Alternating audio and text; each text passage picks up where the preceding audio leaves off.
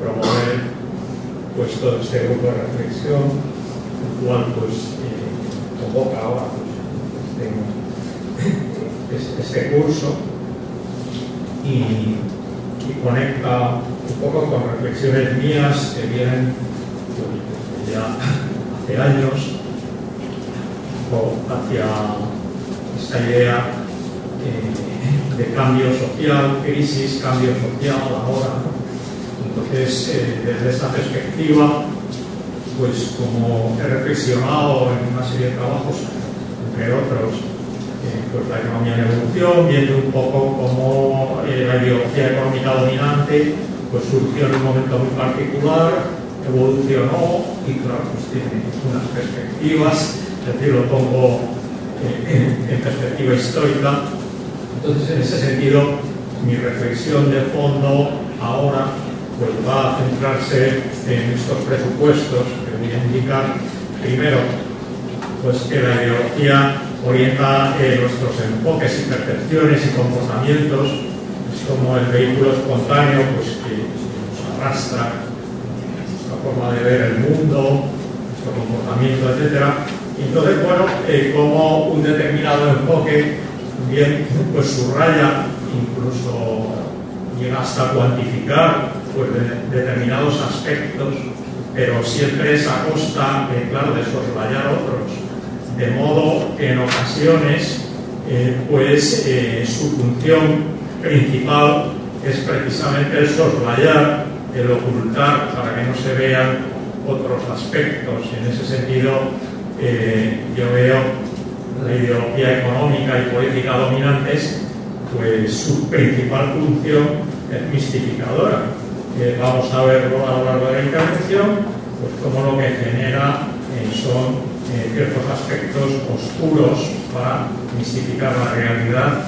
Entonces, bueno, por otra parte, si queremos ver las perspectivas que lo estamos diciendo, pues claro, la percepción del presente y del pasado es la que condiciona precisamente la imaginación del futuro y las posibilidades de cambio. Entonces son estos enfoques y como estamos interpretando ahora mismo el presente y la historia, pues claro, lo que nos arrastra a ver o no pues ciertas perspectivas del futuro, ¿no? Y por último vamos quizá a advertir que para trascender la ideología y los enfoques hoy dominantes, hay que relativizarlos, y la forma de hacerlo básicamente es ponerlos en perspectiva histórica, viendo que no fueron dominantes en el pasado porque surgieron en un momento muy particular y entonces por lo tanto no tienen por qué seguir estando en pie en el futuro, sino que claro, podrán evolucionar, cambiar evidentemente. Entonces, bueno, partiendo de esta perspectiva, pues como decía, en parte con el incentivo pues, de este grupo de trabajo y todo esto, pues voy a apoyar mi intervención en un libro que acabo de hacer justo sobre el tema. Entonces, en principio, todavía el título no es fijo, aunque estoy corrigiendo pruebas, pero en principio era crisis y cambio de paradigma, y entonces más o menos estos puntos que voy a tratar a lo largo de la intervención pues corresponden en parte a algunos capítulos del libro, pero evidentemente no voy a contar el libro porque yo creo que la exposición oral pues difiere bastante, claro, de la exposición escrita. Entonces, por ello, pues mismo el segundo punto de paradigmas sociales en evolución, pues ese más bien es el último capítulo del libro. Sin embargo, voy a iniciar pues la reflexión precisamente por eso. Y entonces, bueno, primero empiezo considerando tiempos de crisis, tiempos de crítica.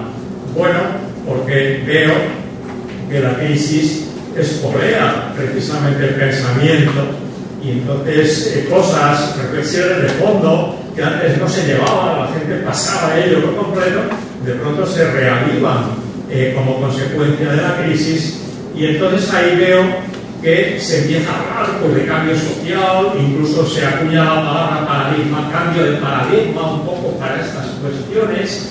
Entonces, y parece como que hay que redescubrir la pólvora, y entonces en ese sentido, yo quizá por mi edad, pues recordaba otras épocas en las cuales pues también estaba en ebullición el pensamiento. Lo que pasa que luego, pues claro, llegó una época de bonanza económica con todas esas burbujas especulativas, entonces acalló, y entonces precisamente el crecimiento es como la droga, entonces ahí palía pues las contradicciones y adormece el pensamiento. Entonces, sin embargo, en épocas de crisis, pues claro, se reaviva, y de ahí que, como yo, pues por la edad, por ejemplo, pues he repescado todavía ciertos autores que en la época de entreguerras del pasado siglo XX, salió toda una literatura, y entonces hago uso, por ejemplo, pues de un libro de Sorokin que se llamaba Filosofías de nuestros tiempos de crisis. Era la crisis de entreguerras que desembocó, bueno, pues en la Segunda Guerra Mundial, en todo el panorama, pues que vemos pues, de los marxismos, de todas las cosas en lo que desembocó pues esos periodos de crisis. Entonces ahí, bueno, por primera vez yo creo que se afianzó toda una línea de pensamiento que echaba por tierra esa visión lineal del progreso, y entonces había toda una serie de autores que aparecen en parte recogidos en este libro de Sorokin, que razonaban pues, sobre el auge y la caída de las civilizaciones, o se llamaban entonces supersistemas sociales, o sistemas sociales, civilizaciones, y es un poco lo que hoy se repesca hablando pues, de cambio de paradigma. Bueno, pues entonces en este libro, por ejemplo, hablando de esos tiempos de crisis, 1920-1950, pues este autor sintetizaba aspectos en los que todo el mundo, las modernas filosofías, decían entonces, estaban de acuerdo en que la historia de la humanidad ha sido testigo de un número pequeño de supersistemas culturales o civilizaciones que se han manifestado de forma unitaria, claro, pudiendo diferenciarse unas de otras. Se veía, bueno, pues que el Imperio Romano pues tenía poco que ver pues, con tal otra civilización, etc. Entonces eran identificables. Estos sistemas se han apoyado en premisas mayores o valores últimos que a la vez articulan esos sistemas de pensamiento con todas sus piezas, etcétera, con sus partes, y a la vez pues que se han caracterizado por ser sistemas selectivos que toman siempre lo análogo pero rechazan lo ajeno. De ahí que sean pues invasores, todo ese afán de extender lo propio pero negar pues lo ajeno, rechazando lo diferente, y que evolucionan, bueno, sucediéndose unos a otros tras seguir auges, pues fases de auge, de decadencia o de desintegración, ¿verdad? Bueno, pues entonces ahora pues en este libro y en general yo creo que hemos de reflexionar pues sobre cuáles son las novedades respecto a esas otras crisis, y por ejemplo toda esta literatura pues, de ese periodo de guerra, de esas filosofías de épocas de crisis.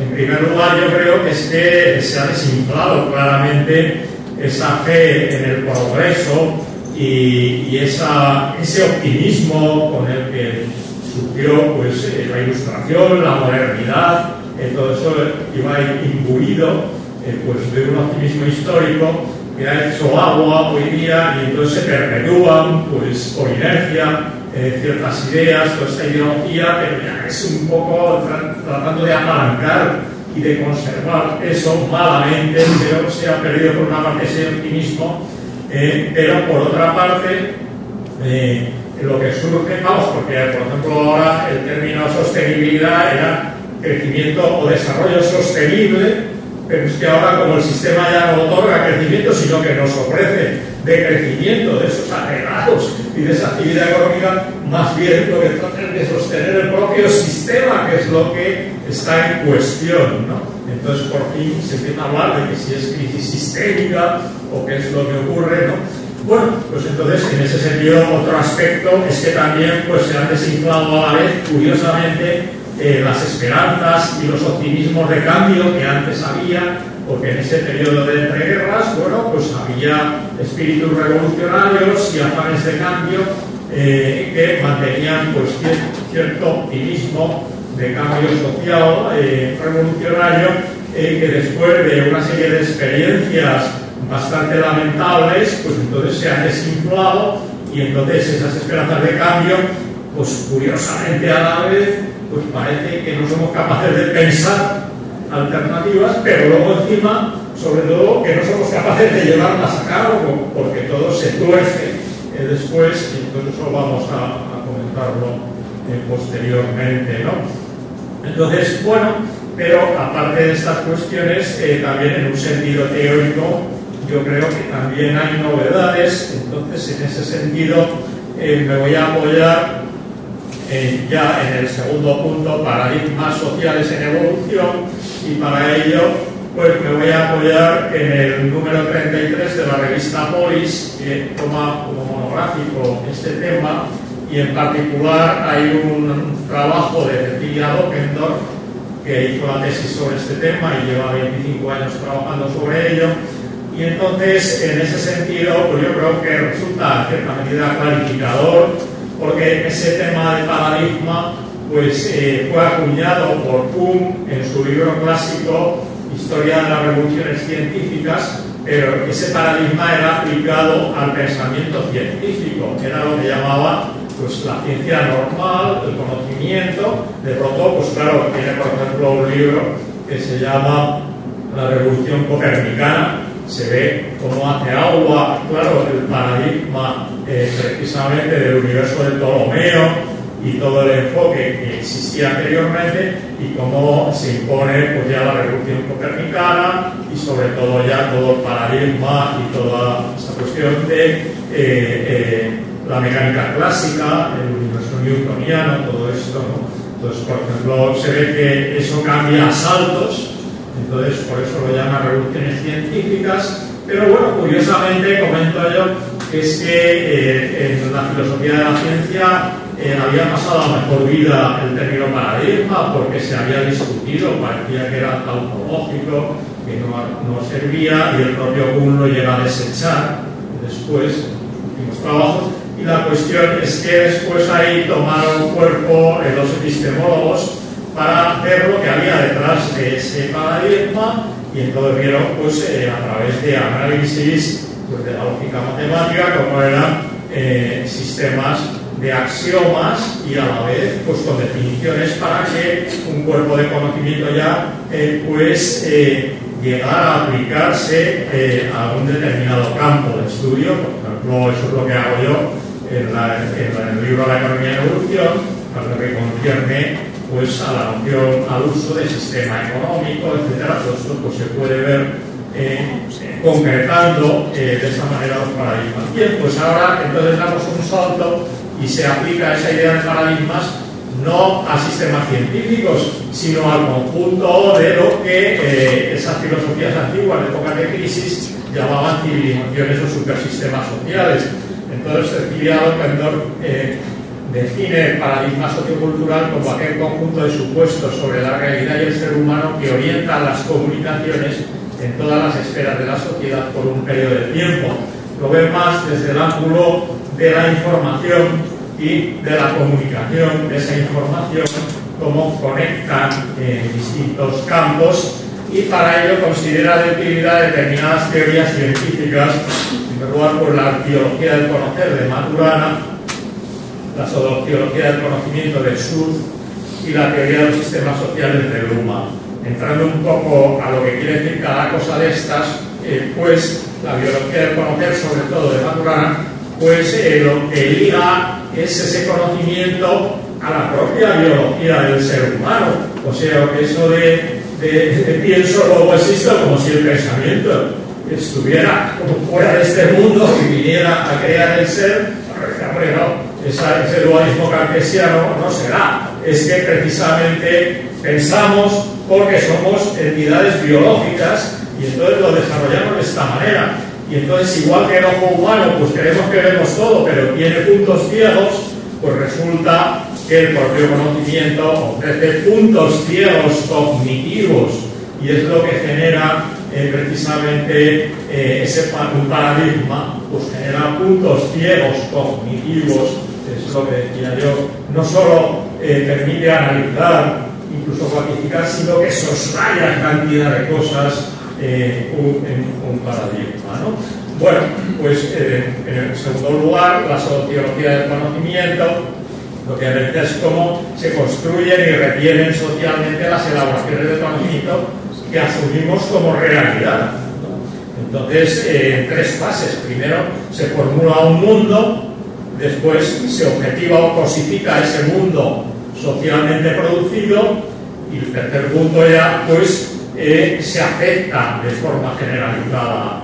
Vamos a ver, por ejemplo, bueno, yo solo he analizado por la idea del sistema económico, ¿no? Eso es una creación de la mente humana, antes no existía, se formula ya por el siglo XVIII, entonces se empieza ya a asumir, bueno, ya segundo punto, se cuantifica con todas sus cifras por los agregados de cuentas nacionales, y luego ya todo el mundo lo hace, ahí salen los periódicos que si crece una décima más o menos y no sé cuánto. Entonces, en ese sentido es la aceptación generalizada ya precisamente de ese invento de la mente humana que antes no existía y que ahora arrastra, pues claro, nuestro comportamiento, etc., ¿no? El tercer punto, teoría de los sistemas sociales, los trata como sistemas de comunicación que conectan y estructuran información a distintos niveles. Hay distintas capas de información, desde lo subjetivo individual, social, grupos sociales, etcétera, etcétera, a través de sistemas psíquicos, culturales, organizacionales, que trabajan todos sintonizados bajo la batuta de ese paradigma dominante, ¿no? Reteniendo y subrayando información, es decir, que se subraya y se toman cosas, pero otras se ignoran, ¿no? Entonces esta es la cuestión clave, ¿no? Bueno, pues dicho esto, entonces vamos ya a pasar al punto 3, revisión de la modernidad y posmodernidad, porque todo arranca de ahí y yo creo que todavía no hemos puesto en cuestión todo este pensamiento que se nos deriva no ya de la modernidad, sino también de las críticas de la posmodernidad. Entonces, bueno, la función encubridora de los enfoques dominantes, en primer lugar, es que la modernidad, que yo dedico un capítulo en el libro, a la posmodernidad, voy a subrayar sin más que lo que nos ha llevado a un racionalismo y realismo ingenuos, ¿no? Es el dualismo cartesiano, entonces es ese enfoque analítico y parcelario. Entonces ya pues creemos que podemos despiezar el mundo y entonces articular todas esas piezas que queremos que se articulan de una forma coherente, formando un único sistema, como en su día fue ese dogma del conocimiento científico, que era el sistema newtoniano. Que entonces, por ejemplo, Laplace, en su libro El sistema del mundo, decía el sistema del mundo, porque suponía que era el sistema que regía todas las piezas del mundo. Sin embargo, hoy día, pues todo esto se ha puesto en cuestión. En el mismo campo de la física, pues ni siquiera el paradigma newtoniano pues de la mecánica clásica funciona. Ya hay otros paradigmas también, como la física relativista, la mecánica cuántica, etcétera, en el propio mundo de la física, no digamos ya en otras ramas del conocimiento, ¿no? Bueno, pero este enfoque analítico parcelario lo que nos lleva sobre todo es a dos escisiones graves, que es un poco lo que nos ha llevado a donde estamos ahora en esta ideología dominante. Es la escisión hombre-naturaleza, hombre o especie humana, naturaleza. Entonces parece que ese pienso luego existo, es que es un pensamiento desvinculado y el individuo es ajeno a la naturaleza, y entonces esto es una ruptura muy fuerte, que entonces vemos que, vamos a ver después, que tiene unas consecuencias graves, y sobre todo es la otra escisión, individuo-sociedad. Entonces parece que el individuo pues cae del cielo, es como el rey de la creación, cae ahí, esa idea de individuo, con todos sus derechos habidos y por haber, y resulta que ese rey del mundo tiene que enfrentarse con la penosa tarea de vivir con otra gente y de compartir ese mundo. Entonces es un poco este enfoque un poco absurdo, porque claro, si ese individuo llega a existir es porque ha tenido padre y madre, ¿no? Y es porque tiene una familia y tiene todo un contexto social donde adquiere el lenguaje y el propio pensamiento, ¿no? Porque si no, eso no se tiene de pie, ¿no? Bueno, pues esto es la idea de considerar esas escisiones que nos llevan después a tomar cuerpo en la ideología política y económica dominante. Entonces aparece en ese enfoque analítico parcelario un sistema político que entonces por primera vez pues ya se emancipa el poder y se trata de gestionar, entonces acordando pues que la acumulación del poder pues puede llevar al despotismo, pues se le idean pues ciertos contrapesos. Entonces se trata de idear precisamente un sistema para gestionar el poder, es lo que se conoce como sistema político. Entonces se le añade ese adjetivo de democrático, porque se le añaden esos contrapesos, entre otros es el sufragio, división de poderes, etcétera, donde se piensa con ese enfoque mecánico, con ese parcelario, que entonces los individuos intervienen como votantes y esa interacción de esos átomos individuales con el sistema de sufragio pues extrae la voluntad general, que entonces se plasma, claro, en un gobierno que interpreta esa voluntad general, entonces, etcétera. Y después, por otra parte, claro, en ese enfoque analítico parcelario viene el sistema económico para gestionar la riqueza, y entonces aparece ya, en vez del sufragio, pues es el mercado, donde esos átomos individuales intervienen y entonces influyen, y entonces viene ya, pues en ese sentido, a extraer esa síntesis favorable para el conjunto social. Entonces, al mismo tiempo, esos dos sistemas se articulan en una noción muy particular de individuo, es ese individuo racional, o sea, es la razón lo que se impone, entonces, y a la vez un comportamiento es posesivo, un afán es individuo posesivo, pero a la vez es un individuo dependiente, porque vamos a ver después que, claro, precisamente la emoción, los sentimientos, todo esto parece que se descarta en ese individuo y entonces se articula para alcanzar pues la racionalidad y esa pelea por el poder, la riqueza, todo esto, y entonces se crea esa idea de individuo que se va plasmando sobre todo en las élites a lo largo de la historia de la humanidad, y sobre todo en las élites masculinas. Sin embargo, el lado femenino queda pendiente precisamente de manejar pues esa individualidad relacional, que era lo que antes existía en general en toda la historia de la humanidad, predominante, claro, en las sociedades hoy día, dijéramos, primitivas, sin Estado, etcétera, etcétera. Pues claro, lo que funciona es una individualidad relacional, no existe ese dualismo cartesiano para nada, ¿no? Entonces, en ese sentido, claro, esa individualidad es dependiente, según un libro de Almudena Hernando, que analiza la fantasía de la individualidad, cómo se genera esa idea de individuo. Vamos a luego volver sobre ello. Entonces ocurre que esa individualidad es dependiente. ¿Por qué? Pues porque, claro, no puede separarse de lo relacional, de los sentimientos, todo esto, pero entonces es el lado femenino el que cuida esas dimensiones relacionales, de sentimientos. Entonces esa individualidad es dependiente precisamente.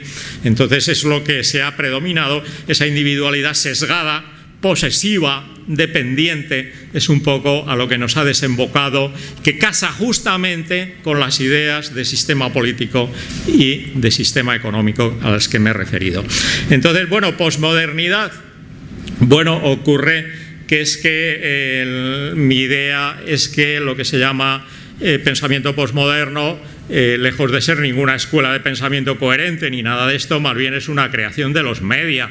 Eso lo expongo en mi libro Raíces económicas del deterioro ecológico y social, y se ve que es que el grueso de estos autores llamados por modernos, ellos mismos renuncian a que se les llame de esa manera. Entonces es un invento de los media. ¿Para qué? Pues para divulgar un relativismo todavía más sesgado e ingenuo casi que ese realismo y ese racionalismo ingenuo de la modernidad, ¿no? Entonces, claro, pues en ese sentido, cuando se alcanza la globalización financiera, económica, todas estas cuestiones, y se alcanza pues este metabolismo, alcanzando esas cifras como las que ha señalado Jorge Richman hace un momento, todo esto se puede, pues entonces resulta que cualquier visión global de perspectiva de civilización, todo esto es una metanarrativa y tal, y entonces claro se genera como un relativismo pues todavía más ingenuo y extremado todavía, eso viene bien, claro, para cerrar los ojos a la irracionalidad global a la que nos ha llevado este sistema, porque con esas racionalidades parcelarias pues se traduce en una sinrazón global, que es un poco a la que nos han arrastrado, ¿no? Bueno, vamos a continuar entonces. En primer lugar, seguimos con la función encubridora de los enfoques dominantes. Sistema económico mercantil, decíamos. Entonces el tema es que cuando se crea esta noción de sistema y surge por primera vez pues la economía como disciplina autónoma, autosuficiente, en el siglo XVIII, pues surge a costa de desplazar la atención desde la adquisición de riqueza y la distribución de riqueza hacia la producción de la misma. Es que antes, ¿qué pasaba? No había reflexión económica, no se hablaba, ni se reflexionaba, ni se escribía sobre los precios, el dinero, el comercio. Sí que se escribía y se reflexionaba, pero se pensaba que el juego económico era un juego de suma cero en el que si uno sacaba tajada era a costa de otros, de modo que eso aparecía estrechamente vinculado a la moral o al poder. Claro, y entonces todo esto aparecía en manuales de confesores que sacaron tratados bien potentes sobre el comercio, sobre todas estas cuestiones, o en memoranda para la corona, ¿no? Pero no se pensaba que eso pudiera ser una disciplina con una racionalidad independiente. ¿Y cómo se emancipa? Bueno, porque ya surge la ciencia experimental y en agronomía se empiezan a hacer experiencias y se ve que en una parcela pues arroja más cosecha que la otra, porque hasta entonces se pensaba que se decía, pues como decía Copérnico en su libro, pero también pues Aristóteles y otros autores de la época, dice, la Tierra concibe por el Sol dando a luz todos los años. Luego era un poco la interacción entre la madre Tierra y las potencias celestes donde se generaban las riquezas y la especie humana no podía influir de forma significativa, como no fuera mediante el rito, en esas creaciones de la madre tierra, ¿no? Sin embargo, ya la ciencia experimental, la agronomía, etcétera, pues permite que en una parcela pues puede dar más cosecha que otra, desacralizando ya el razonamiento, y entonces por lo tanto es esa producción, la ciencia económica surge, se independiza, tomando como objetivo el afán de acrecentar esas producciones de la madre tierra. Entonces, según los autores de la época, era acrecentar el crecimiento de las riquezas renacientes de la madre tierra sin menoscabo de los bienes fondo. En primer lugar, la fertilidad de la propia tierra. Bueno, pues entonces ya de pronto lo que era adquisición, de pronto ya se focaliza y resulta que todo ello es producción. Y dices, ala, pero si entonces luego la civilización industrial, que lo que ha hecho es acentuar hasta límites insospechados las extracciones de la corteza terrestre, y ya se cierra ese universo orgánico que era un poco lo que todavía se creía, que los minerales crecían y se perfeccionaban en el seno de la Tierra también, y los continentes dilataban sus límites. Todo eso se ve que eso no ocurre. Entonces ya la Tierra no crece, los minerales no se perfeccionan, ni crecen, ni esto, y entonces, sin embargo, ahí ya se corta el cordón umbilical que unía esa idea de producción y se queda girando en el mero campo de lo monetario. Entonces, producir pues acaba siendo sin más revender con beneficio, ¿no? Que es un poco ese agregado de renta o producto nacional. Entonces, bueno, entonces ahí es donde estamos. Entonces, por lo tanto, la metáfora de la producción y la metodología del crecimiento, porque se considera que acrecentar esa producción es bueno para todo el mundo y entonces, por lo tanto, viene de la mano la mitología del crecimiento, encubren los procesos de adquisición y los daños físicos y sociales y aparece un medio ambiente inestudiado por el sistema. Entonces, ¿qué ocurre? Pues claro, todo esto cuando la adquisición de riqueza, sobre todo en este último boom económico meramente especulativo, es meramente extractivo y es de suma cero, que en esa estamos, en este país, todo ese boom especulativo, pues ahora de pronto se ha visto que era un juego de suma cero y que si unos han sacado tajada en plusvalías, en todo esto, y se han ido con la música a otra parte, pues resulta que ahora esto hay que pagarlo porque en buena parte se ha financiado a crédito y ahora hay que pagar todo esto. ¡Hala, hala! No era producción para nada, era mera adquisición de riqueza y todo esto lo han encubierto, esta noción de sistema económico. Entonces, bueno, se genera por lo tanto ese medio ambiente inestudiado por el sistema y por lo tanto las ideas de producción se añade a aquella otra de mercado, como ciertos automatismos que se supone ya que la responsabilidad individual pues se oscurece porque es un poco el tema de la mano invisible, que se supone que el mercado pues reconduce hacia el bien común los vicios privados del egoísmo, etcétera, etcétera, que intervienen ahí los átomos individuales, pero luego esto se transmuta en el bien común a través del mercado. Bien, pues esas ideas de producción y de mercado eliminan la moral y el poder del escenario económico, por lo tanto, ¿no? Entonces, al mismo tiempo, estábamos viendo antes que en lo político surgía esa idea, por lo tanto, para gestionar pues el poder, pero ¿qué es lo que ocurre? Pues que ese poder se va desplazando hacia el campo de lo económico y entonces la función encubridora del sistema político democrático es que tiene lugar una democracia que se dice representativa, pero que escinde el cuerpo social en una clase política de gobernantes activos y el resto de gobernados pasivos, ajenos totalmente a la política, ¿no? Y entonces esto transcurre con un sistema político cada vez más huérfano de poder independiente, porque el poder resulta que se ha ido desplazando hacia lo económico. Entonces, precisamente son esas entidades empresariales, transnacionales incluso, que tienen más poder que los propios estados, a donde se ha ido desplazando el poder. Y en lo económico hemos visto que no hay contrapesos que valgan ni nada, porque ahí se hace abstracción de la moral y del poder en lo económico. Sin embargo, se sigue reflexionando con un sistema político pensando que es el que gestiona todo el poder y para nada. Entonces, ¿qué es lo que surge?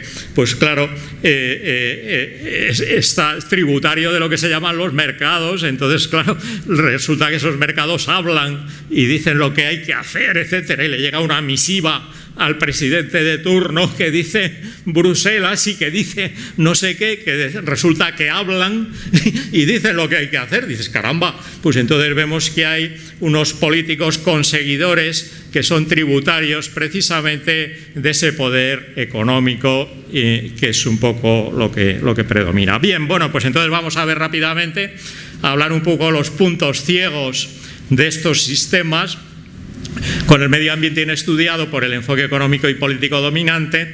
Entonces hay un medio ambiente social, medio ambiente físico, financiero y también medio ambiente político, porque tras la fachada democrática se oculta la mano del poder, que es la que orienta, en parte, pues la toma de decisiones, que siempre es una decisión, consenso elitista en la trastienda pues entre el poder económico y la trastienda pues de los partidos políticos, donde se toman pues las grandes decisiones de espaldas a la ciudadanía. Bien, pues entrando ya hay que advertir que hay dos formas para abordar ese medio ambiente inestudiado por la idea usual de sistema económico. Uno dentro del propio sistema, estirando la vara de medir del dinero para atrapar objetos de ese medio ambiente y llevándolos al redil del análisis usual coste-beneficio, que es por ejemplo lo que hace la economía ambiental, o bien recurriendo a otros sistemas habituados a trabajar en ese medio ambiente que es su objeto de estudio ordinario. O sea que para nada, para esas disciplinas de ciencias de la Tierra, hay un medio ambiente inestudiado. La termodinámica abarca, o la hidrología, pues todo el ciclo hidrológico desde la fase atmosférica, las precipitaciones, correntía, evaporación, etcétera. Es toda el ciclo hidrológico, o todos los flujos de materiales que tienen lugar en la biosfera. Para nada hay medio ambiente ahí que valga. Entonces nos damos cuenta que la palabra medio ambiente que ha tomado cuerpo pues es una naturalización de la ideología económica dominante, porque es el resultado meramente de la cortedad de miras de ese enfoque económico ordinario. Es un poco lo que ha tomado cuerpo y se llama medio ambiente en el mundo físico, ¿no? Pero existe, como decíamos, medio ambiente social y hasta medio ambiente financiero, porque es que ese prisma de la producción resulta que se le escapa todo el juego de adquisición de riqueza, especialmente en el campo de lo financiero, que los analistas pues tenemos que repescar haciendo espeleología para ver lo que pasa, ¿no?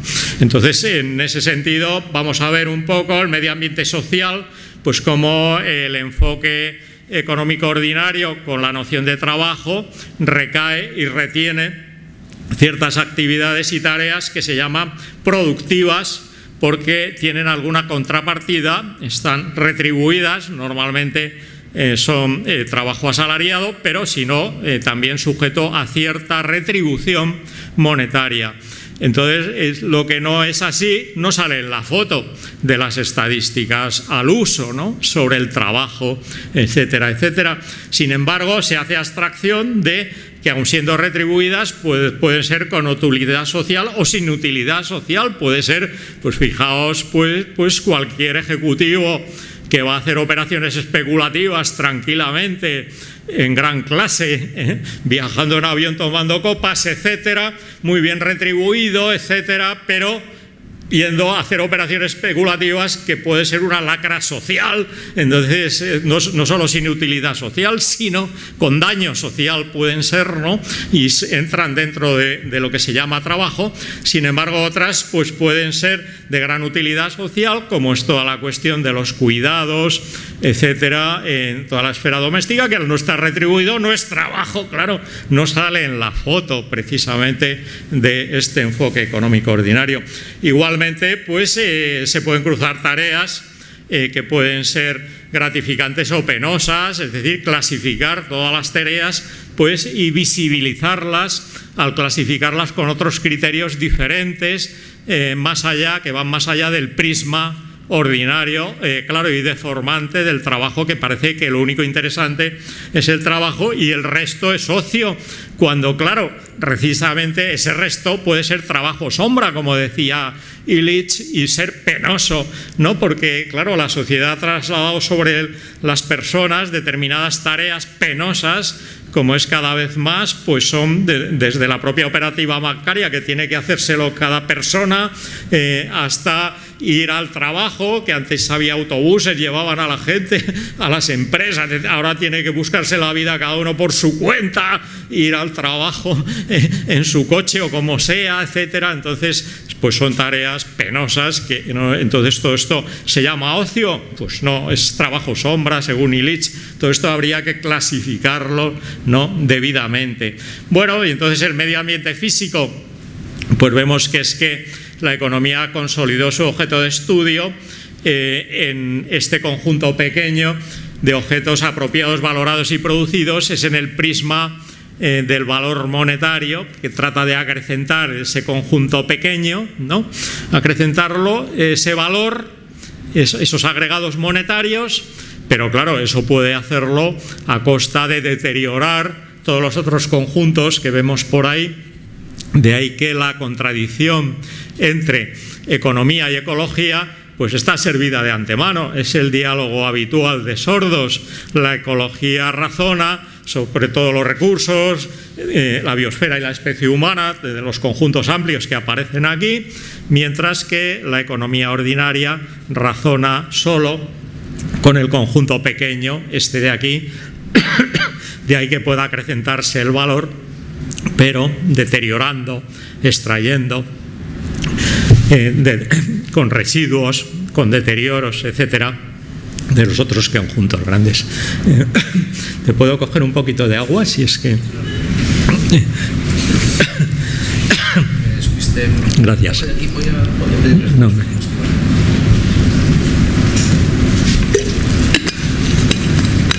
gracias. Bueno, pues entonces, ¿qué se puede hacer para esto? Pues claro, evidentemente podemos ampliar el objeto de estudio, que es un poco lo que vengo proponiendo desde hace mucho tiempo, adoptando pues lo que yo llamo enfoque integrador, es decir, se adopta un enfoque ampliado, un objeto de estudio ampliado, y se toman las cosas ya desde los recursos que existían antes de ser valorados y luego lamentablemente siguen existiendo físicamente después de ser utilizados en forma de residuos, ¿no? Aunque carezcan de valor, por definición, valor monetario, ¿no? Entonces habrá que ver todos estos procesos, habrá que verlo, claro, en un territorio determinado, porque eso pues no es abstracto, no cae del cielo, tiene que siempre tomar cuerpo en algún territorio, y entonces en ese sentido todo esto está sujeto a una flecha de tiempo, claro, con sus irreversibilidades, que es un poco lo que analiza la termodinámica, etcétera, o sea, y sus problemas, claro, de dificultad de dar marcha atrás a esa flecha del tiempo. Al mismo tiempo, abajo, ahí vemos que hay producción y consumo de valor monetario, pero hay una parcela dentro de todo eso flujo, que es un poco análisis de metabolismo, como decimos, y todo esto, claro, se pueden reconvertir los residuos en recursos, etcétera, hacer bucles de reciclaje, etcétera, etcétera. Bueno, entonces ya vamos a ver que la idea de sistema económico con producción, crecimiento, entonces por lo tanto soslaya, insistimos, las raíces del deterioro. ¿Por qué las soslaya? En primer lugar, porque adopta un reduccionismo monetario. Es un enfoque unidimensional en el mero campo del valor. Entonces vemos ahí que es ese agregado, esos agregados monetarios que se cierra los ojos, no se ve a qué corresponden en el mundo físico y social, como vemos, ¿no? Entonces, al mismo tiempo, no se considera el coste, solamente se considera solo el coste de extracción, pero no el de reposición, con lo cual ese metabolismo está empujado a deteriorar pues la base de recursos planetaria, ya que ese sistema no considera para nada el coste de reposición, sino es el mero coste de extracción, con lo cual alegría y optimismo, extraer y se saca el petróleo, se quema, pero nadie se preocupa de juntar el CO2 y el agua que sale después de haberlo quemado, ¿no? Igual los minerales pues se disipan, se convierten en residuos, entonces no hay preocupación en ese sistema, con lo cual al no cerrar los ciclos, pues la insostenibilidad a largo plazo y a escala planetaria pues está servida de antemano.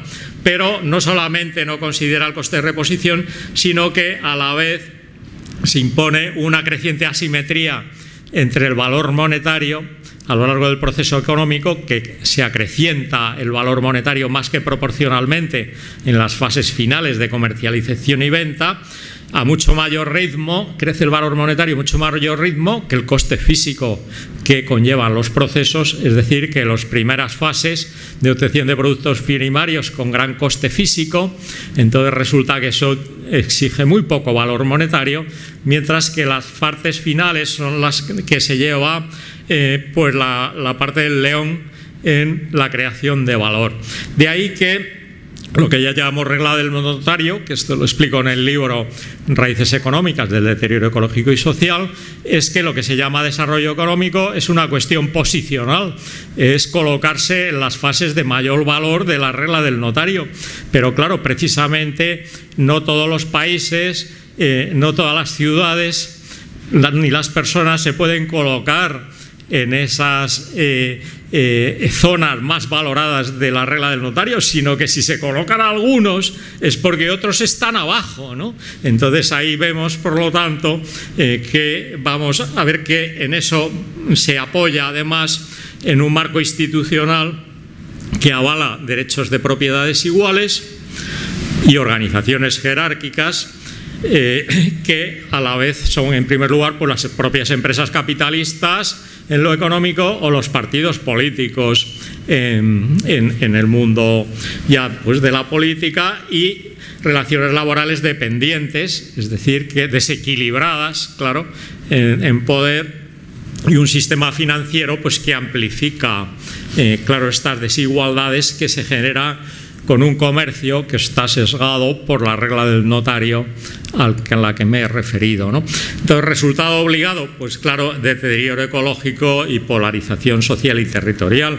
Es decir, que con estos mimbres pues salen estos cestos, que no puede ser más que en la medida en la que se atizan y se fuerzan pues estos mimbres, pues, los resultados, deterioro ecológico y polarización social y territorial, pues a todos los niveles. Entonces, en este sentido, se agrava, decíamos, por lo del medio ambiente financiero, que ese enfoque bonacible de la producción pues tampoco contempla, parece que todo es producción. Sin embargo, el medio ambiente financiero lo que soslaya ese enfoque de la producción es que el proceso de financiarización que se ha extendido por el mundo pues priorizó la creación de valor en el comercio de activos patrimoniales, es compraventa precisamente de activos financieros o inmobiliarios, o compraventa de empresas, claro, lo que se lleva a gran parte de esa creación de valor, no solo la mera compraventa de mercancías, que ha pasado a segundo plano. Entonces es esta actividad de compraventa de activos patrimoniales, y es lo que hace que el sistema financiero pues sea un instrumento clave hoy día en el ejercicio del poder. Entonces se ignora, por lo tanto, que el desarrollo no es una cosa de producción, sino de poder y posición, y la creencia de ese enfoque económico convencional, que decía, a ver, pues un país desarrollado era un país, se suponía, muy productivo, que ahorra mucho y puede prestar mucho al resto del mundo, oculta la realidad de que hoy día un país desarrollado es el que ejerce su poder como atractor de capitales y recursos y población del resto del mundo. ¿Cómo ejerce de esa manera como atractor de capitales, recursos, población, etcétera? Pues en mi libro Raíces económicas del deterioro ecológico y social sintetizo, caracterizando desde este otro enfoque más allá, trascendiendo el enfoque ordinario de la producción, que un país, pues ¿cómo consigue hacer esto? Bueno, porque en el panorama comercial consigue encaramarse en la parte más valorada de la curva del notario, consiguiendo una relación de intercambio favorable para él, claro, pero si es favorable para él es porque no lo es para el resto, claro. Entonces dicen, pues entonces si unos están arriba es porque otros no lo están. Igualmente panorama financiero, porque atrae capitales del resto del mundo, emitiendo pasivos no exigibles o titulizando sus propios pasivos exigibles. ¿Qué son pasivos no exigibles? Bueno, pues en primer lugar el dinero, o sea, si se emite pues euros o dólares, detrás de ahí no hay nada, ya no hay conversión ni siquiera en oro ni en nada, nadie puede exigir nada con euros o con dólares más que comprar lo que se pueda comprar con ellos. Después la expansión de lo financiero pues ha arrojado otros pasivos exigibles, básicamente son las acciones o las participaciones en sociedades. Precisamente tú tienes una acción y entonces eso ya lo has comprado a un precio, pero luego por mucho que caiga a la mitad no puedes exigir ahí que te den nada, es que ha caído a la mitad y ahí te quedas. Y la prueba es eso, las participaciones, las de Bankia. Entonces resulta que claro, no era exigible, entonces es que la gente no se había dado cuenta, ¿no? Entonces claro, es que se vende ese producto financiero que desde el punto de vista jurídico precisamente era una deuda se decía deuda perpetua. ¿Por qué? Pues porque era perpetua, el que ponía el dinero ahí se quedaba para siempre, era partícipe, pero no se lo devolvían. Entonces era un poco la clave, ¿no?, de la historia. Es como se dice jurídicamente en sentido estricto.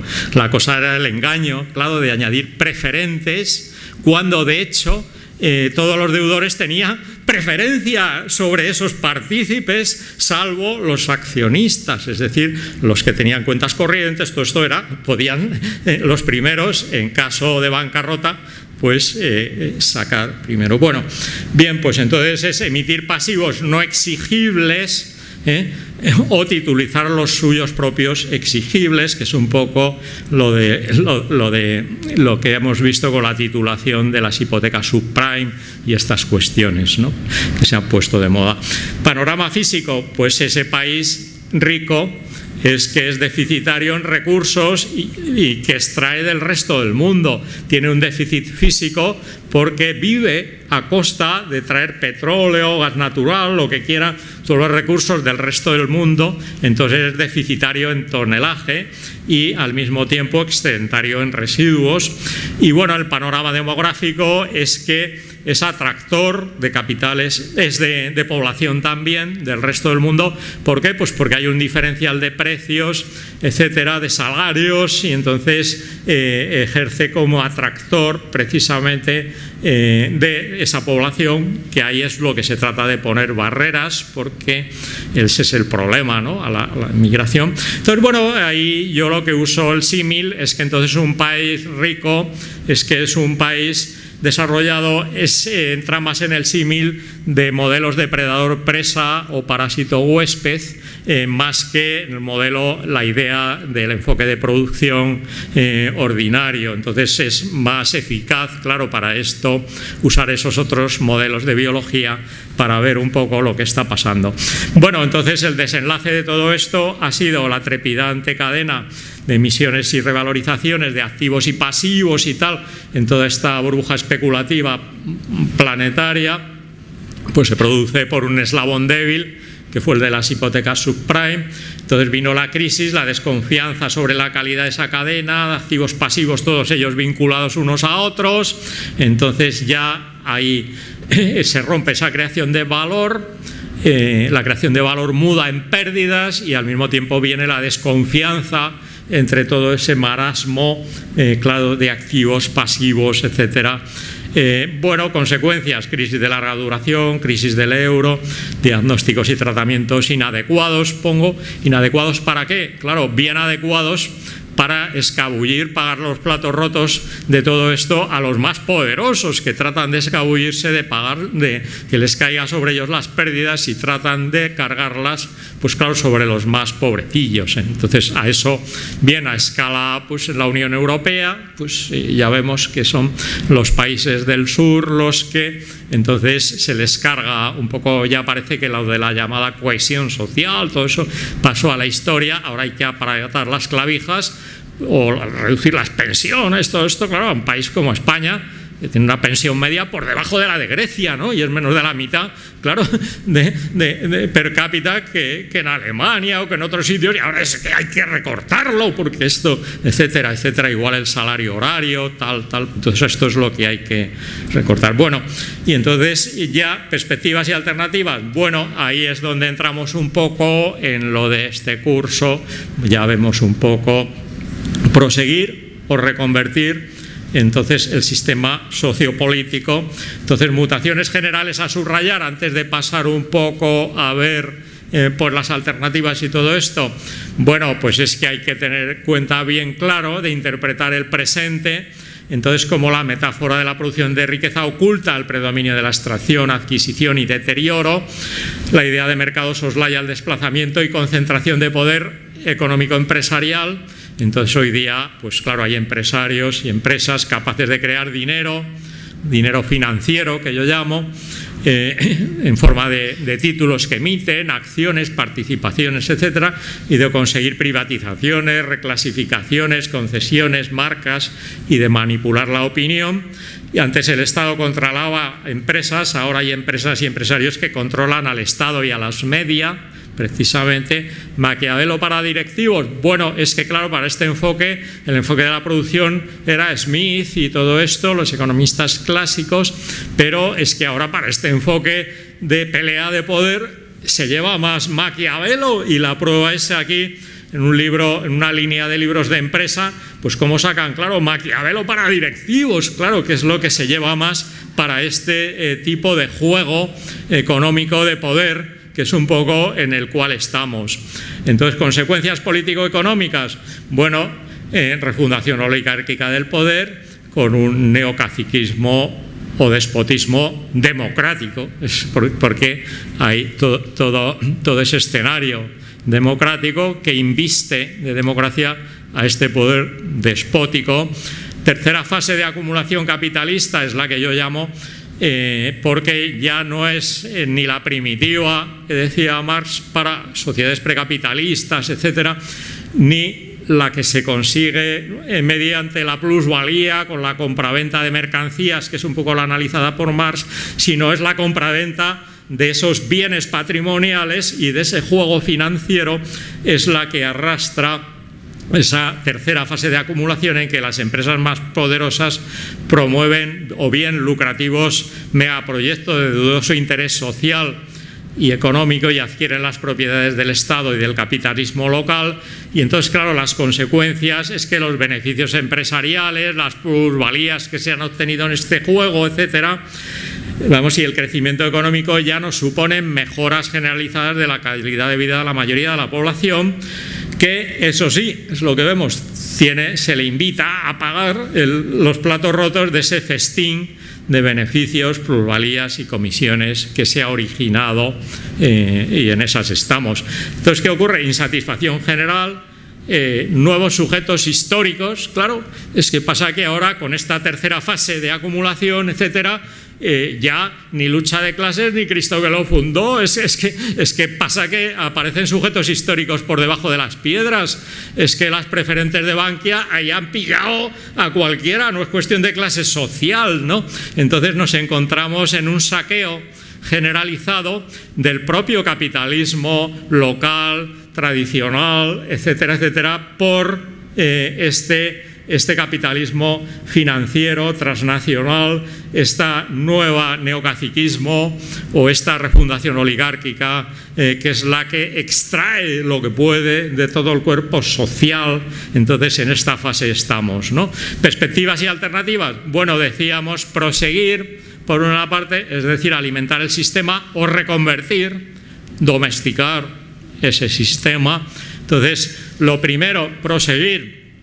Bueno, Patrick Guedes, un autor que sacó Ciudades en Evolución a principios del siglo XX, pues decía cacotopía, llamaba esto de proseguir, porque él decía ya que era una utopía negativa, en el sentido de que seguir por este camino no solo era inviable desde el punto de vista ya planetario, dado el peso de la especie humana, del metabolismo económico que tiene a escala planetaria, de todas las consecuencias sociales, ecológicas, todo esto en general crea unas contradicciones que lo hace ya inviable.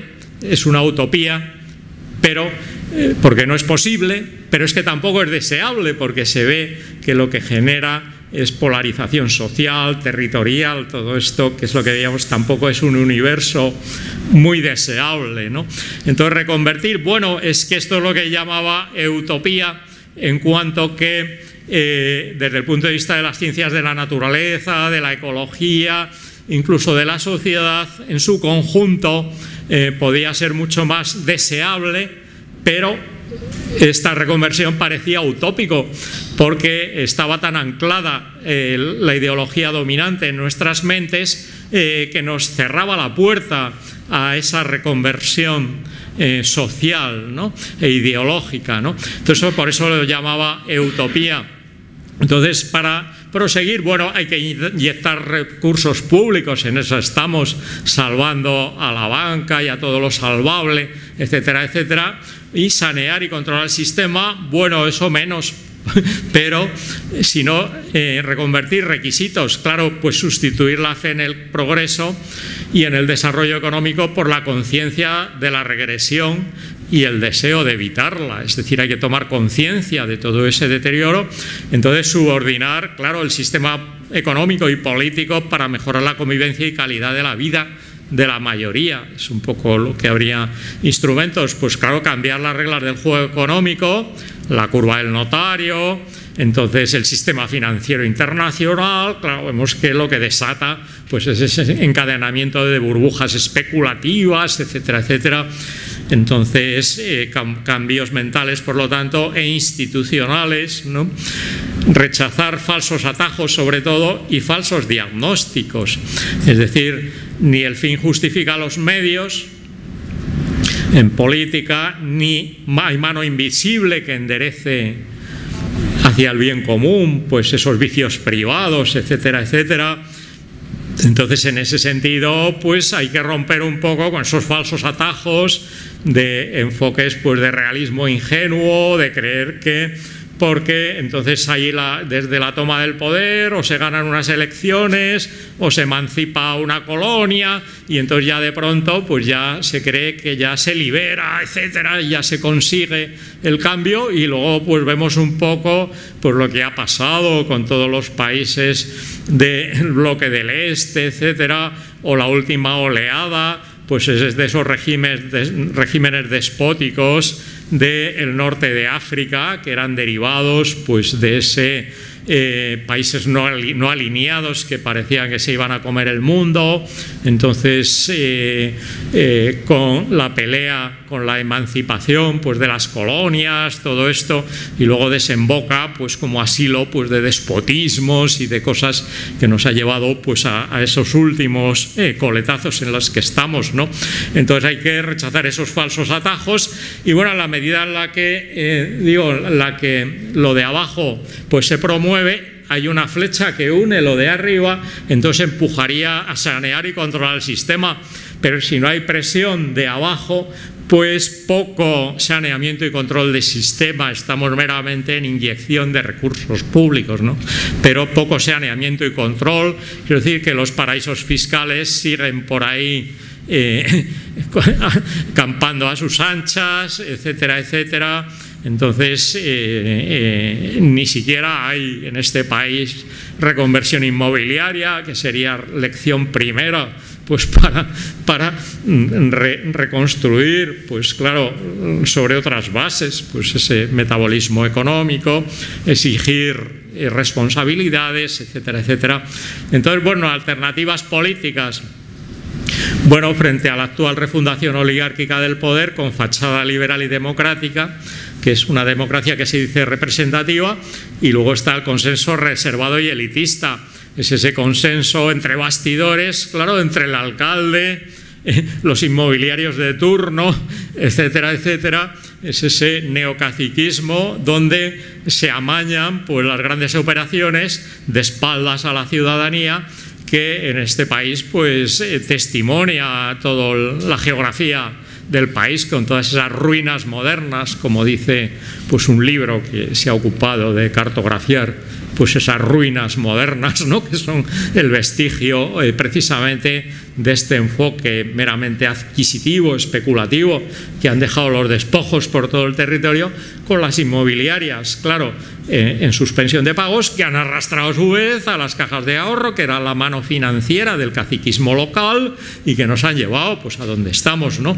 Entonces, frente a eso, refundación democrática del poder, con ejercicio pleno de ciudadanía, pero sobre todo bien informada, que en esa estamos. Por eso estamos viendo pues todo este aspecto ideológico que es elemental para clarificar de qué estamos hablando, y entonces efectivamente es participación, pero bien informada, democracia participativa, consenso amplio y transparente.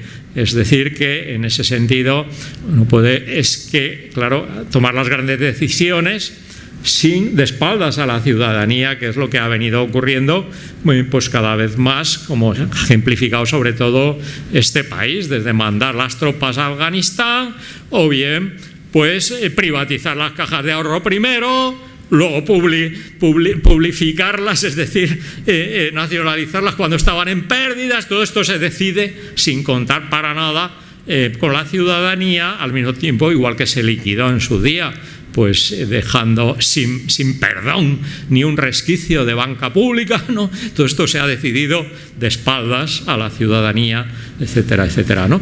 Entonces, bueno, vamos a pasar ya a la parte final. Entonces, en el libro entro sobre todo a la revisión de las nociones de propiedad, de trabajo y la conexión entre libertad e igualdad, revisar la individualidad posesiva y dependiente. Entonces, otras formas de pensar y ver el mundo. Entonces, vemos que nociones de propiedad, bueno, voy a apuntar simplemente el hecho de que la propiedad, la noción al uso, pues tomó cuerpo junto con la idea de sistema económico actualmente dominante y la noción unificada de riqueza, cortada simplemente por el reduccionismo monetario. Esa visión unificada de riqueza genera una visión unificada de propiedad. Se mete toda la propiedad en un mismo saco y además se declara sagrada. Pero dices, pero bueno, ¿y eso? Pues allá en autores pues como Locke, básicamente, pues se encargaron de justificar esa noción de propiedad diciendo que es que, claro, era el trabajo el que hacía que el agua era de todos, pero si la cogías en un cántaro te pertenecía. Era el trabajo el que ponía el sello sobre la propiedad del que había puesto ese trabajo, y decía, bueno, y sobre la tierra también, porque la hierba que come mi caballo me pertenece y la que siega mi criado. Y decías, ala, pero entonces no le corresponde al criado, sino que era al amo. Entonces algo raro pasa, y entonces, claro, parte pues de una distribución desigual de propiedad, y entonces a la vez que se permite acrecentar sin más por esa vía, ¿no? Entonces, bueno, ¿qué ocurre? Pues hoy día resulta que el grueso de los activos en realidad de la propiedad son activos financieros o inmobiliarios. En ese sentido, básicamente, si se cogen las grandes fortunas en impuesto de patrimonio, más del 95% de su patrimonio son activos financieros, y de los países ricos 3/4 de lo mismo. Entonces nos encontramos, por una parte, que el grueso de la propiedad no tiene nada que ver con el trabajo, sino que precisamente son activos financieros. Y además, ¿quién gestiona eso?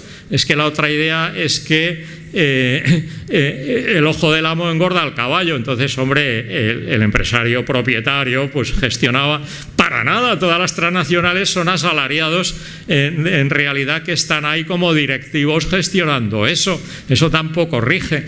Entonces nos encontramos con que sigue perpetuándose una visión obsoleta de propiedad, y entonces habría que abrir la lupa para ver todo lo que hay dentro, y entonces encontrarnos, pues ahora el tema de los desahucios o esto, dices, pero no, es sagrada, y resulta que hay que echar a la gente y no sé cuánto. Dices, pero bueno, entonces esto es muy fuerte, ¿no? Entonces antes no existía esa visión de propiedad. Por ejemplo, la escolástica pues hablaba pues del caso de extrema necesidad que se imponía sobre la propiedad. Quiero decir que había otras visiones más diversas. Entonces, otra vez, pues habrá que abrir ese cajón desastre de la propiedad, igual que abrir el cajón desastre del valor monetario, para ver pues lo que hay dentro y gestionarlo en consonancia. Bueno, entonces, para lo cual, pues decíamos, hace falta, decíamos, rechazar falsos atajos, reconocer que no se puede avanzar pues hacia una sociedad de individuos libres e iguales apoyados en la actual teoría de la propiedad, decimos, y en organizaciones jerárquicas como son las empresas capitalistas y los actuales partidos políticos. Entonces tenemos que darnos cuenta plenamente que esto está vinculado con las ideas de individuo y sociedad que hemos indicado anteriormente, y con la escisión de individuo, sociedad frente a la sociedad, etcétera. Entonces, en ese sentido, ya desde la Boétie, hace siglos, pues él decía que lo que generaba la tiranía era precisamente una cadena de oro que ataba pues por la rivalidad, la competencia, la avaricia, el egoísmo, etcétera, etcétera. Esa cadena era la que propiciaba que uno pudiera dominar a todo un pueblo, porque estaba todo atado por esa cadena de dependencia. Entonces, por lo tanto, en la medida en la que el actual sistema atiza la rivalidad, la competencia, el egoísmo, la avaricia, la desconfianza, el miedo, etcétera, pues es asilo de despotismos. Entonces, en ese sentido, aunque se llame democrático. Entonces, por lo tanto, la democracia participativa, pues lo que requiere por fuerza es que desde el punto de vista social, individual, pues propiciar relaciones de amistad, cooperación, solidaridad, desprendimiento, confianza, libertad de comportamiento, de opinión, es decir, no estar muerto de miedo, porque entonces basta que se diga algo para que le penalicen el poder o para que no le contraten, etcétera, etcétera, ¿no? Entonces, claro, pues esto es construir para este cambio hace falta construir una filosofía, sobre todo común, que reinterprete y oriente la evolución humana hacia la convivencia y felicidad compartidas, promoviendo, bueno, pues una contención voluntaria, en ese sentido, un mejor con menos, y esa filosofía pues debe reorientar el proceso de individuación sesgada e incompleta que he indicado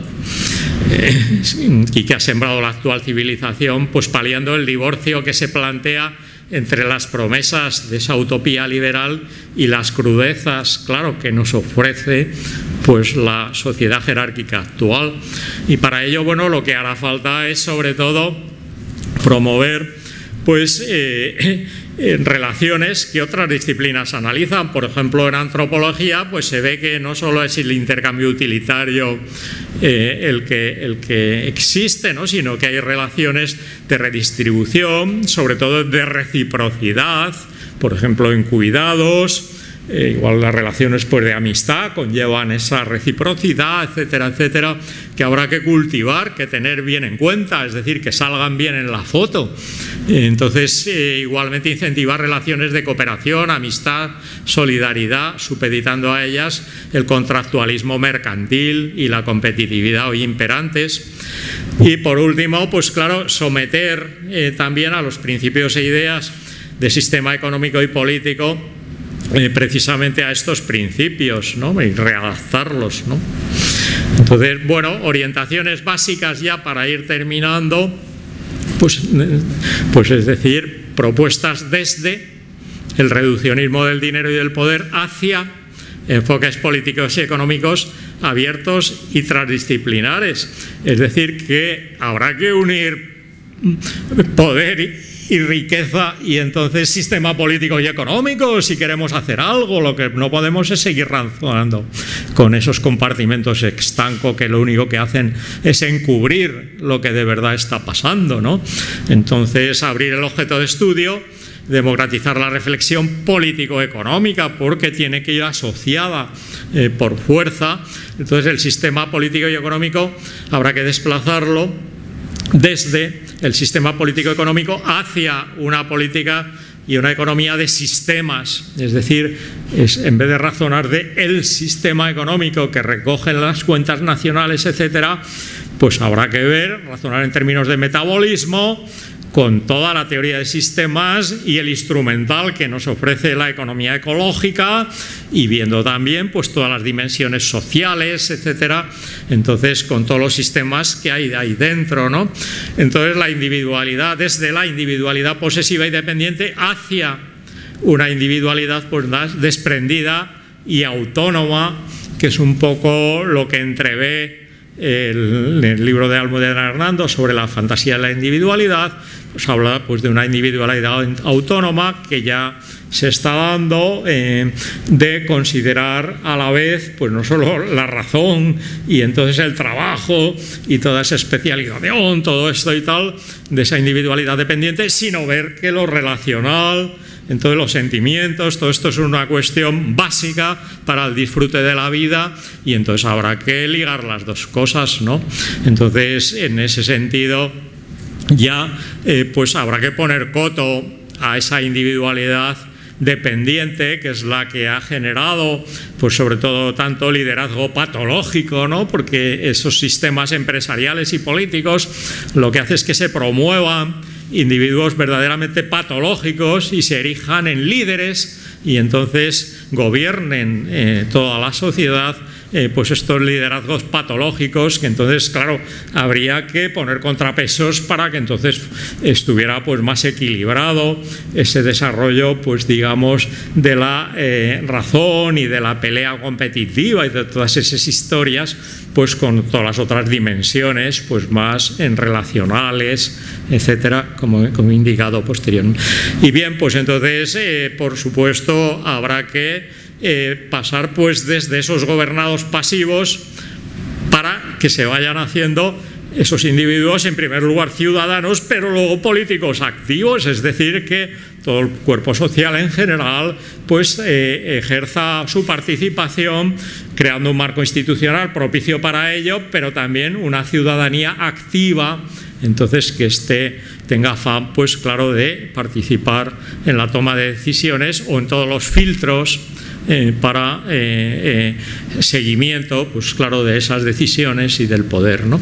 Y entonces, bueno, ya para acabar, la cuestión es que este cambio de paradigma, pues lo que ocurre es que afecta a cantidad de aspectos y de dimensiones de la vida humana. Entonces, en ese sentido, yo creo para mí una gran novedad, pues respecto a esos cambios y esas filosofías de crisis del pasado siglo XX, etcétera, etcétera, o de ese racionalismo y realismo ingenuo que con un golpe de sombrero político se pensaba que se podía cambiar ya un sistema y establecer una nueva sociedad, pues vemos que la cosa es bastante más compleja.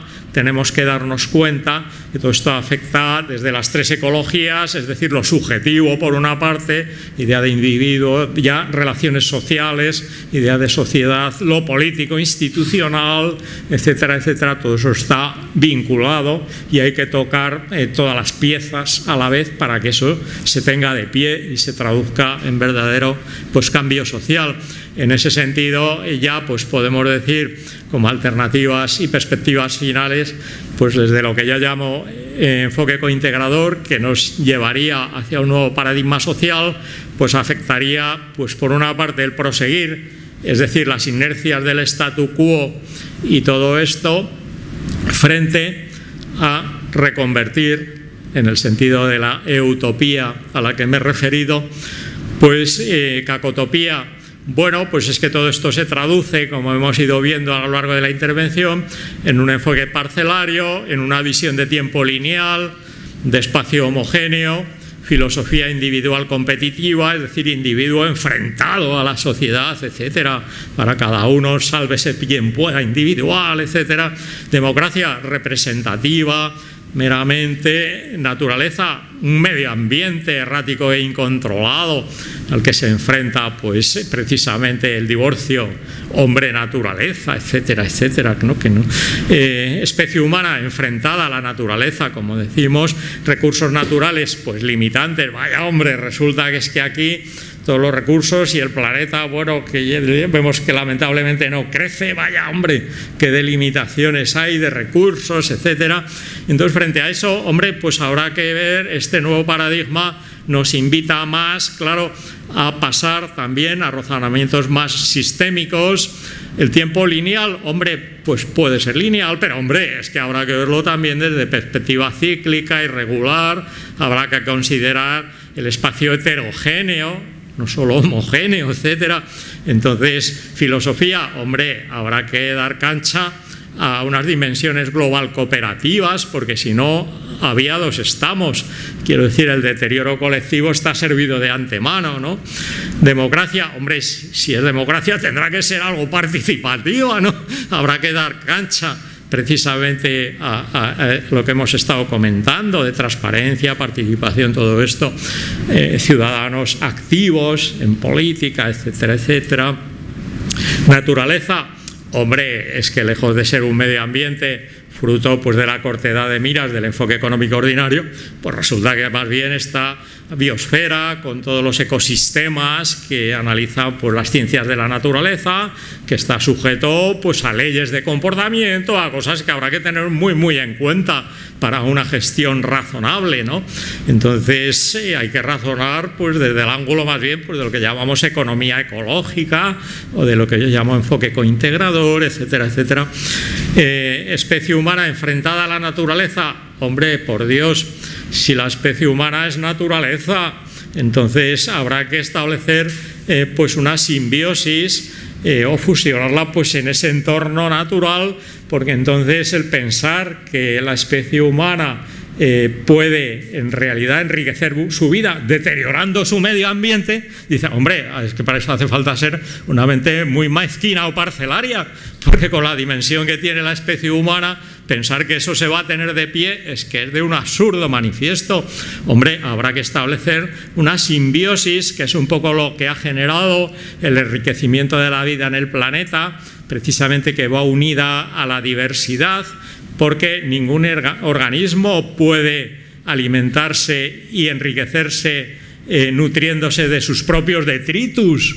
Precisamente en la naturaleza no hay ni recursos ni residuos, porque todo es objeto de una utilización posterior, porque hay toda una serie de organismos, descomponedores, etcétera, que van utilizando todo esto, cerrando todos los ciclos de materiales. Ahí está la clave del enriquecimiento de la vida en la Tierra. Entonces el modelo biosfera en que nos da servido pues un poco esta lógica elemental a la que tendremos que atenernos, y entonces en este sentido ya pues claro, los recursos naturales limitantes, hombre, por Dios, pues no sé, la especie humana pues tendrá que ser sugerentes para establecer estas simbiosis razonables. Entonces quiero decir que si es el clima mediterráneo que tiene pues un poco el problema de que llega el estrés hídrico en verano y ya vemos pues ahí se agota la reserva del suelo de agua, se secan las hierbas, todo esto, ¿qué ocurre? Pues hombre, lo suyo es que se planten los cereales de invierno que ya se han recogido cuando viene ese estrés hídrico. Es la civilización del trigo y los cereales de invierno, igual que en clima húmedo, que el agua no es factor limitante, pues se planta el maíz, otros cereales de primavera que están en pleno auge vegetativo en verano porque el agua no es factor limitante, o bien clima monzónico que se encharca cuando viene insolación y temperatura. Hombre, la civilización del arroz, etcétera, son sugerentes, igual que la arquitectura vernácula pues induce en la historia de la humanidad a usar pues todos los materiales del entorno para establecer pues unos abrigos razonables que tengan un comportamiento acorde con las exigencias y los problemas del clima de cada sitio, con los materiales del entorno, etcétera. Entonces hemos de reconstruir pues esa simbiosis enriquecedora de ambos, y es un poco desde esta perspectiva tendremos que ir dando cancha a esa visión alternativa para que se vaya armando, si acaso, pues ese nuevo paradigma. Y muchas gracias.